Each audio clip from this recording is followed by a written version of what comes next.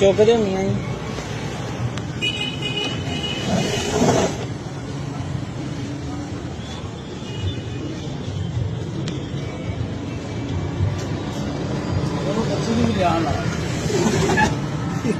मियां जी बच्ची नूं कड्डो बाहर।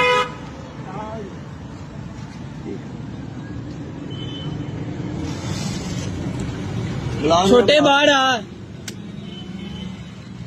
माफी नहीं इस चीज की माफी नहीं बच्ची है बाहर कड्डो। शर्म नहीं आती शर्म नहीं आती मैं कुछ नहीं कसम खुदा बस उधर बाहर आ बेटा बाहर आ कपड़े पहन बाहर आ मैं कुछ नहीं पूछता कसम बाहर आ बाहर आओ मियां जी बेटा कपड़े पहन के बाहर आ जल्दी कपड़े लगाए बाहर अब कुछ भी नहीं लगाया चल चल चल कोई नहीं काटने तेन